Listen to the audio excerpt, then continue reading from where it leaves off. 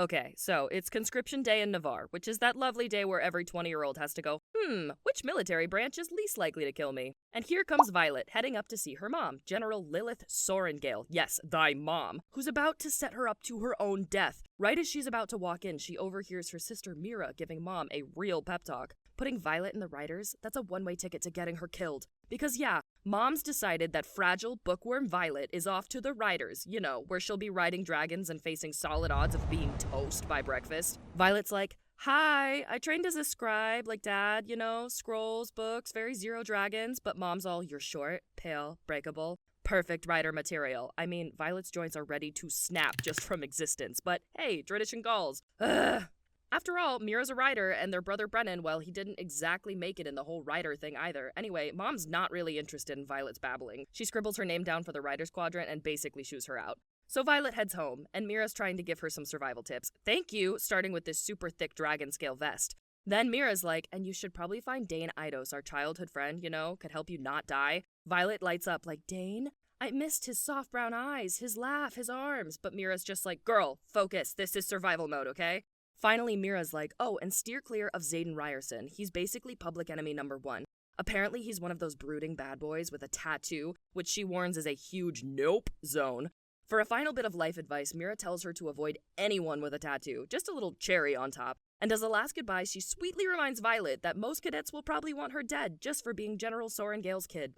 Great! So reassuring. So Violet rolls up to the parapet, the infamous walk it or die trying entry test into the Rider's Quadrant. It's a ridiculously long bridge with no railings or safety nets. You fall, you're done. Every fresh meat in Besgaeth's Rider's Quadrant has to risk their ass crossing it to get in. She then runs into 2 newbies, Rhiannon and Dylan. Rhiannon is fierce, gorgeous, and immediately bestie material, while Dylan just wants to be a rider so bad he's practically vibrating. He's got this girl waiting back home and was gonna propose after graduation, so naturally, set up to a dramatic heartbreak. Anyway, Rhiannon forgets her boots, crisis, so Violet, being the actual Swedish, cheers one of hers for the parapet challenge, because clearly she's too nice for her own good, and I don't know, maybe this girl just has zero survival instincts. So Violet finally meets Xaden Ryerson, the walking definition of tall, dark, and please ruin my life. Violet's heart? Gone. Her brain? Basically flatlines. But just as she's swooning, he's like, wait, your mom killed my dad. Awkward. Violet fires back, yeah? Your dad killed my brother. Instant beef. So it's like, you're hecking perfect and handsome and all that, but my mom killed your dad and your dad killed my brother, so I guess it's a truce? Then Xaden notices she traded boots with Rhiannon and he's all, your friend? She's like, we just met. He gives her this interesting look. But before we get any gossip, Dylan, bless him, takes a nasty slip off the parapet and falls to a splat death below. R.I.P. Dylan. Now it's Violet's turn to cross, and she's muttering random historical facts to keep from freaking out. Navarre's big, Besgaeth trains people, blah blah blah blah blah, I'm not falling today. She makes it across in one piece, only to face Jack Barlow, who's apparently got main villain energy. He charges at her, but she whips out a dagger right near his you-know-what, 2 dangling jingle balls down there, and calmly reminds him that higher-ranking cadets are watching, and they'd be thrilled to execute him if he messes with her. Jack backs off, but not before promising revenge. You're next, Sorengale. Violet pulls off her miraculous escape from the death trap that was the parapet because she's like a superhero now, or maybe just heavily plot armored. And her best friend Dane, a guy she's known forever, who's now somehow become the too cool for school squad leader, is like, whoa, you survived that? He freaks out a little, consoles her while she hurls from the sheer adrenaline, then smuggles her into his room to patch her up like he's her mom. But hold on, he goes all, you can't handle this, go back to the scribes. And she fires back, excuse me? Did you not watch me speedrun that parapet and come back in one piece? Clearly Violet is not having it. After some arguing, Dane's like, fine, stay if you want to die, I guess. They get back outside to be sorted, and surprise, she's in Dane's squad. That sounds cozy, right? Wrong. The real party starts when Xaden Ryerson, this total bad boy rebel with enough brooding power to power a soap opera, bumps Dane's squad into his wing. Violet is basically a tiny kitten trapped in a lion's den now, and Xaden looks at her with this intense, mysterious gaze. Oh, and did I mention a navy blue dragon sweeps down and absolutely roasts a few poor souls for fun? It's chaos, dragons everywhere, everyone's freaking out, and that same dragon looks at Violet like she's his next snack. Major foreshadowing. The next day, we're treated to the charming death roll, which is basically a head count of whoever got wiped out overnight. Just a lovely morning routine in the deadly ultra-competitive Riders Quadrant where life expectancy is about as long as a Snapchat story. Violet starts meeting her squad mates, Rydok, the resident smartass, and Sawyer, who's here for his second try because oops, he didn't bond with a dragon last year, no biggie, right?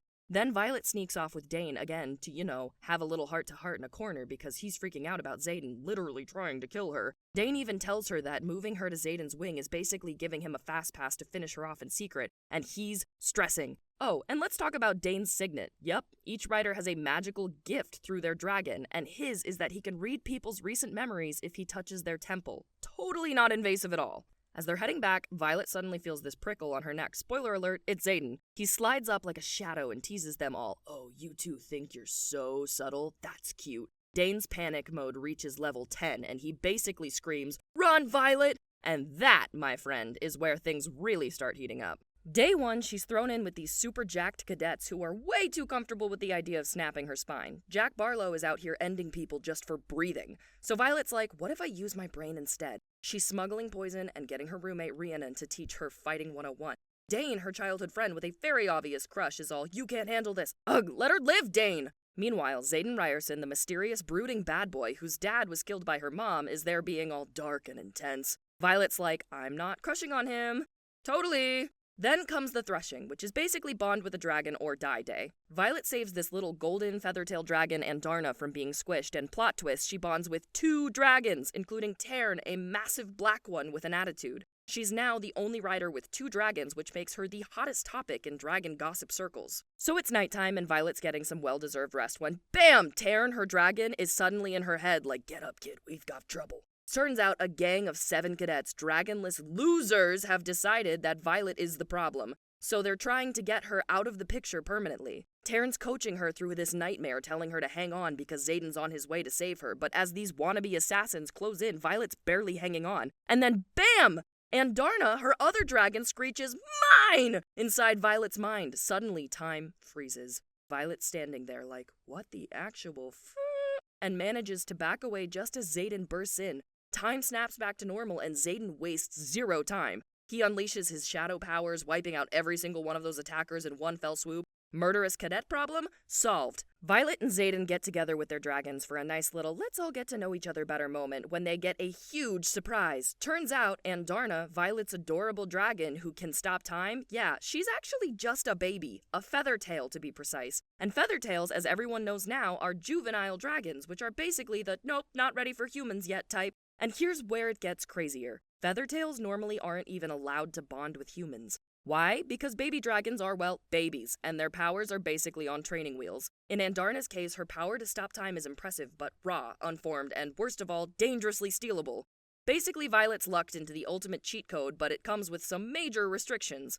Andarna's powers need to be kept on the down low, not just because it could make Violet a target, but because if anyone finds out her power is half-baked, they might try to steal it. So now, Violet has to protect Andarna's time-stopping secret until she's all grown up and can really bring the thunder. The next day, Violet fills Xaden in on the juicy details. Apparently, a senior cadet let those little assassins into her room, and oh yeah, it was Amber Mavis, the 3rd wing leader and also Dane's close buddy. Xaden's not about to let that slide, so he hauls all the wing leaders in for a good old confrontation. In front of everyone, he accuses Amber of the whole setup. Dane, of course, refuses to believe it. He's like, Amber would never, and tries to read Violet's memories by touching her temple. Violet's hurt because Dane's supposed to be her friend, and yet here he is doubting her. But Tern's got her back and basically whips out Dragon DVR, showing everyone Violet's memories and proving she was telling the truth. Amber? Guilty as hell. And in the world of dragons, that means a one-way ticket to incineration by Tern. With all this chaos going down, Xaden decides Violet needs a bodyguard. Enter Liam, who's like, don't worry, I've got this. Violet's rolling her eyes like, I don't need a bodyguard, as if she didn't just survive a gang of murder-happy cadets. But Xaden's dead serious. Their dragon bond means that if Violet bites it, so does he, and he's not about to let that happen. So whether Violet likes it or not, she's got Liam watching her back and Xaden hovering in the shadows, keeping her alive because in this school, that's becoming a full-time job. Surviving assassination attempts is now a daily hobby. Xaden, who low-key hates her family but kinda likes her, is assigned to protect her, and he's all, try not to die. One night, their dragons have a moment, and because they're bonded, Violet and Xaden get the full experience. They almost kiss, but then pretend it's all dragon hormones. Right. It's squad battle time. The big challenge: bring some big brain item to win the last round. And Violet, being the sneaky genius she is like, oh, I got this. She pulls the squad to break into her own mom's office. Yup, with signets out and 0 chill, They swipe a juicy war map and win the whole thing. Their prize, a field trip to a military outpost where her sister, Mira, just happens to be. Reunion time! They fly 6 hours to the outpost. Violet's probably regretting every life choice midair, but they land, she's super emo with Mira, and everyone's vibing. Rhiannon's all like, hey, my home village is nearby, let's go. Violet and Mira are like, let's get sneaky. They meet Rhiannon's fam, cute times, but then, BAM! Griffin attack! Mira's like, get your tiny butt back to school, Violet. But Violet's like, screw that, and pleads with Xaden to let her stay. And instead, he kisses her. Right there! We're talking passion overload until Terrence swoops in to scoop her up. Xaden pulls out the old live for me move, so she's like, I hate you, but we all know it's a whole confession moment in reverse. They get back to Basgiath and it's fingers crossed for Mira's survival. The teacher's like, oh yeah, she's good. And it's like, great, cool, emotional roller coaster over. But now, it's war games time. The day starts with a surprise gift from Xaden, a dragon saddle. He knows Violet's been holding on for dear life on Terran, so he's like, here, don't die. The war games are basically capture the flag, but with an egg. Of course, who's guarding the other team's egg? Freaking Jack Barlow. He and Liam go at it on dragons like they're in a death match, and Jack tries to knock Liam off his dragon, sending him plummeting to his doom. Violet's not having it, so Andarna freezes time to save Liam, but Violet, she's pissed. And when Violet's pissed, oh boy, her signet power kicks in. She obliterates the tower Jack's standing on, and yup, Jack is now one with the rubble. She's fully freaked out at being a killer, but Xaden's like, hey babe, that's a world-saving power you got there, and Dane can just go fuck himself. Later, Xaden checks in on her, and she's just throwing knives at a wall like, life, am I right? But the tension between them, on fire. Like, literally, they start making out, and it gets intense. So intense that her actual curtains catch fire. Xaden's shadows go wild, and it's thunder and lightning bolts outside. Sparks are flying. Next day, there's some celebration, but she realizes Xaden's gone, so she finds him on the parapet. Romantic timing, as always. They have a deep convo, which then leads to sex, sex, sex, sex, sex, and more sex.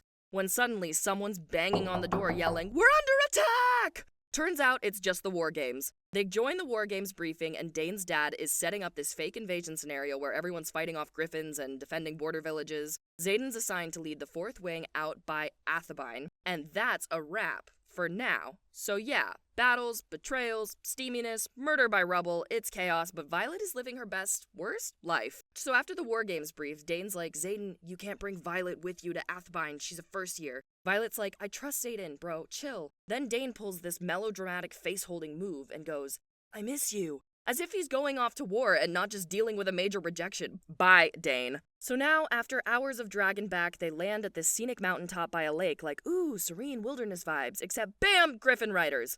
Violet's ready to zap some birdmen when Xaden suddenly tells Liam to hold her back, and she's like, what the actual fuck, Xaden? But he just swaggers up to the Griffin folks like, you're way too early. And poor Violet's just standing there, jaw on the ground, like, this fucking guy, he's a traitor. Turns out, Xaden's been sneaking weapons out of Basgiath to help these Griffin riders defend themselves against the Venin, who, by the way, are real and not just creepy bedtime stories. They're these soul-sucking, power-mad freaks who ride on wyverns, which are basically zombie dragons. These Venin suck the life force out of everything. Plants, people, you name it. Just vamping it up all over the countryside. So, yeah, Xaden's got a good reason, but did he think to mention it? Nope. Violet's devastated, but powers through because she's Violet. And then Xaden casually drops that if Dane's ever touched her face, he's been reading her mind. Oh yeah, Dane's mind-reading powers need just a little touch on the face. None of this temple stuff, he told her. She's pissed, but decides to stay with Xaden and crew as they head to Athabine. When they get there, the outpost is empty.